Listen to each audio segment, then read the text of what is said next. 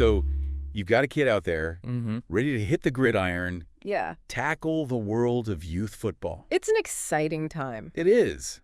And you want them to stay safe, have a blast, Right. learn a thing or two along the way, right? Absolutely. Well, today's deep dive is like your personalized playbook for that. Okay. We've got academic research, expert advice from coaches, even a peek into an actual training manual, Nice. all to make that football journey awesome for your kid. I think one of the things that I find fascinating is how much of an emphasis there is on the parents' role. Oh, yeah. You know, we often focus on the coaches and the kids, but parents are a huge influence on the entire experience. It's not just about, cheering on the sidelines, is it? Not at all. And one study really kind of highlights this. They surveyed 80 young soccer players for the study called The Role of Parental Involvement in Youth Sport Experience. And there was this really interesting disconnect between what parents thought was helpful and what the kids actually wanted. Yeah, it was kind of eye-opening. So what did the research reveal? Well, the parents were all about that, like, active involvement, right? Being team managers, organizing fundraisers, the really hands-on stuff. Yeah. But the kids, they craved something much simpler. Oh, wow. So what do they want? More praise, more understanding from their parents, and way less pressure to be superstars. Right. They wanted to feel supported, not like they were under a microscope, every time they stepped onto the field. You think, right? Yeah. Like sometimes our best intentions as parents Absolutely. can miss the mark. Right. So how do we shift that focus from pressure to support? Yeah. What does that actually look like? Well, that's where I think the insights from Coach Dan Blewett come in. He's a youth sports expert. Okay. And he talks about this common fear that I think a lot of parents have, which is that their kid is going to be the next big star. Oh, I've seen that. Right. Firsthand. The parents who are already planning their kids' college scholarship fund, before they've even hit middle school. Yeah, and that fear can drive some unhealthy behaviors. Okay. Parents pushing their kids too hard, comparing them to others, focusing solely on winning. It creates so much unnecessary pressure. So what's the antidote to this, star athlete pressure? Right. How do we help our kids as parents develop a healthy love for the game without turning it into a pressure cooker? Well, I think a big part of it is celebrating their effort, their improvement, their love of the game. Okay. Support them as individuals, not as potential future Hall of Famers. Right. It's about the journey, not just the destination. Yeah, and speaking of celebrating the journey, there was a great point in the Parents and Youth Football Guide about cheering for the whole team. Oh, that's huge. Not just your own child. Absolutely. I mean, that's a powerful way to create a positive team culture. Yeah. It teaches kids about sportsmanship, teamwork, and the importance of supporting one another. It also takes the pressure off your own kid to be the one that everyone's watching, right?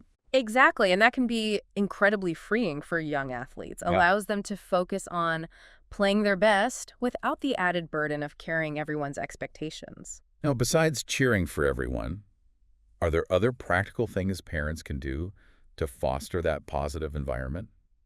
There are a few things, actually. For example, this study on youth basketball players found a link between specific parenting styles and what's called flow in athletes. Flow, isn't that like being in the zone? I've heard athletes talk about that. Exactly. It's that state of complete absorption in an activity where everything just clicks. Right. And for athletes, flow leads to greater enjoyment, better performance, and a higher chance of sticking with the sport long term. So which parenting style is like the secret to unlocking flow in our young athletes? Well, the research suggests that both permissive and authoritative parenting styles were linked to kids achieving flow more often. Now, hold on. For those of us who haven't taken a parenting class lately, Sure. Can you break down what those styles actually mean? Of course. So permissive parents tend to give their kids a lot of freedom, encourage them to make their own decisions, and are generally more laid back in their approach. Okay. Authoritative parents, on the other hand, set clear boundaries and expectations, but are also warm, responsive to their child's needs, and encourage open communication. So two very different approaches. Yes. But both potentially leading to that magical flow state. Right. What's the common thread there? What makes both styles effective? That's a great question. I think the key takeaway is that both styles, in their own way, create an environment where kids feel supported but also empowered to make their own choices. They feel a sense of ownership over their experience, which is crucial for achieving that sense of flow. This is all so insightful. It's making me rethink my own approach on the sidelines. Yeah. But before we go any further, let's dig into what these parenting styles look like in action. Okay. What are some concrete examples of how we as parents can create that supportive yet empowering environment for our young football players? Let's try to paint a picture of what these parenting styles might look like in action, on the sidelines and at home. Okay. Imagine your child just finished a tough game, maybe even a loss. Mm. The permissive parent might say something like, "Hey, tough game out there. How you feeling? Want to grab some ice cream and just hang out?" So it's about creating space for them to process their emotions without judgment Right. or pressure to bounce back immediately. Exactly. Now, the authoritative parent might take a slightly different approach. Okay. They might say, "I know that was a frustrating loss, but I'm really proud of how hard you played and how you supported your teammates. Let's talk about what went well and what you can work on for next time." So still acknowledging their feelings, Right. but also providing some structure and guidance for growth. Precisely. It's about striking that balance between support and challenge, freedom and accountability. Yeah. And both styles, when done effectively, can help foster that sense of flow we talked about. Okay, so we're starting to see how those parenting styles can play out. But beyond those big picture approaches, what are some specific things parents can do on a day-to-day basis to make their child's football experience as positive as possible? One of the most important things is to shift your focus from outcome to process. Okay. Instead of asking, "Did you win?" after a game, try asking, "What did you learn today?" Or "What was your favorite play?" It's about valuing their effort and progress, Yes. not just the final score. Exactly. And it sends the message that you're proud of them for trying their best, regardless of the outcome. We talked about the power of positive reinforcement, Right. but how do we make sure our praise is genuine and effective? The key is to be specific and focus on their effort and the skills they're developing. Okay. Instead of a generic, "Good job," try, "I loved how you hustled for that loose ball," or "You're really improving your passing accuracy. Keep up the great work." It's about acknowledging their hard work and progress Yes. in a way that feels authentic and meaningful. Right. And it helps them internalize those positive messages and build their confidence over time. Now, we can't talk about creating a supportive environment without addressing the elephant in the room. Oh, yeah. Or should I say on the sidelines, the overzealous parent. Yes. The ones who yell at the refs, criticize other players, and basically turn the game into a personal stress fest. It's like they've forgotten this is supposed to be fun for the kids. Right. And it sets a terrible example. Yeah. Remember, your child is watching you. They're learning how to behave in competitive situations by observing how you handle yourself. So how do we model good sportsmanship as football parents? It starts with cheering for your child's team, but also respecting the opponents. Okay. Acknowledge good plays from both sides, congratulate the winning team, and console the losing team. It's about being a gracious winner Yes, and a gracious loser. absolutely. And remembering that the refs and coaches are doing their best, Right. even if we don't always agree with their call. Exactly. Take a deep breath and choose respect over rage. Okay. You have a concern, address it privately and respectfully with the coach. No screaming from the sidelines Right. or confronting the ref in the parking lot. Definitely not. You're representing your child and their team. Now, besides setting a good example on the sidelines, what about creating a supportive environment at home? Right. What does that look like? It starts with really listening to your child, pay attention to their physical and emotional cues. Okay. Are they tired, stressed, excited? Don't assume everything is fine just because they're playing football. So being attuned to what they're going through, Right. not just pushing them to toughen up Exactly. or push through it. Right, and don't push them beyond their limits. Youth football should be fun and challenging, but not overwhelming. So what's the best way to approach a situation where your child seems stressed or burned out?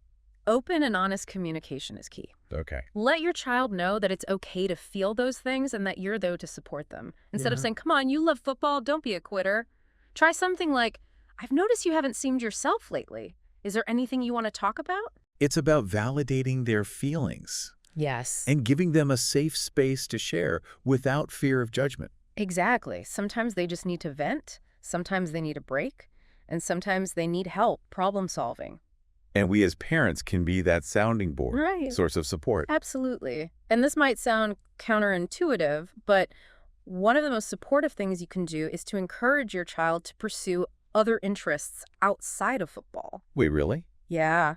Why would we encourage them to do other things if we want them to excel at football? There are a few reasons. First, it helps prevent burnout. Okay. Having other outlets provides a mental and emotional break from the demands of the sport. Makes sense. It's like cross-training for their brain. Exactly. Second, it helps them develop a more well-rounded sense of self. Okay. They're not just the football player, they're also the artist, the musician, the bookworm, whatever their other passions may be. It's about nurturing their individuality, Yes. not just their athletic ability.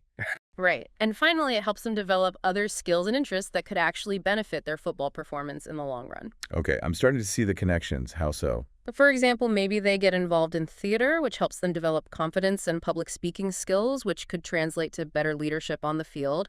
Or maybe they take up yoga, which improves their flexibility and focus, both valuable assets for a football player. So it's not about segregating football from the rest of their life, Right. but integrating it in a healthy, balanced way.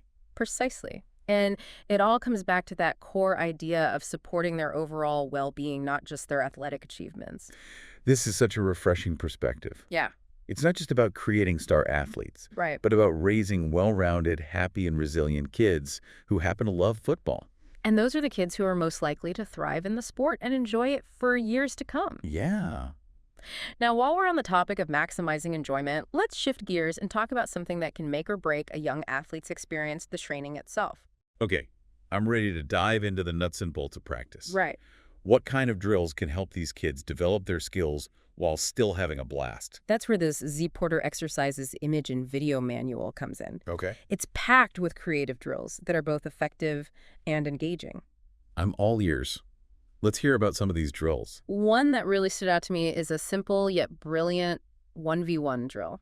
Right. So picture this. You've got a small pitch set up with two mini goals, one at each end. Got it. Players pair up one, attacks one, defends, and they just battle it out. Okay, so far so good. Sounds like a classic 1v1 setup. Right, but here's the twist. Yeah. Now picture multiple pitches set up side by side, let's say 5. Okay. After each 1v1 match, the winner moves up a pitch, the loser moves down. Oh, so it's like a ladder system Exactly. with built-in competition. I love it. Right, it keeps everyone engaged and striving to climb the ranks. Yeah. And it naturally creates matches between players of similar skill levels. That's right. So everyone gets a good challenge and an opportunity to learn. You won't have a beginner constantly getting dominated by a more experienced player. That's a really clever way to ensure everyone is getting the most out of the drill. And the manual doesn't just stop at the setup. It goes into detail about coaching points, Okay. reminding coaches to focus on the nuances of that 1v1 battle. Yeah. For attackers, it emphasizes things like timing pace, using feints, and changes of direction to outmaneuver the defender. So it's not just about being big and strong, Right. but about being smart and strategic.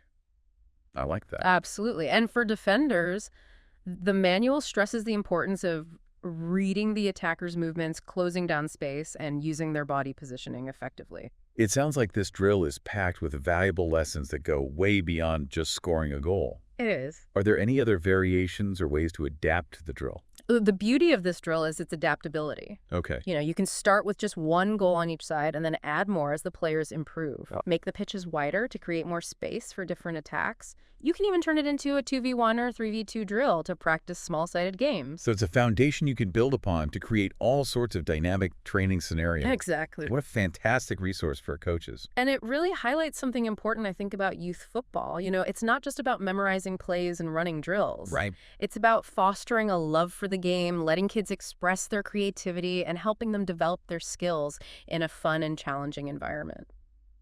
I think that's a perfect note to end on.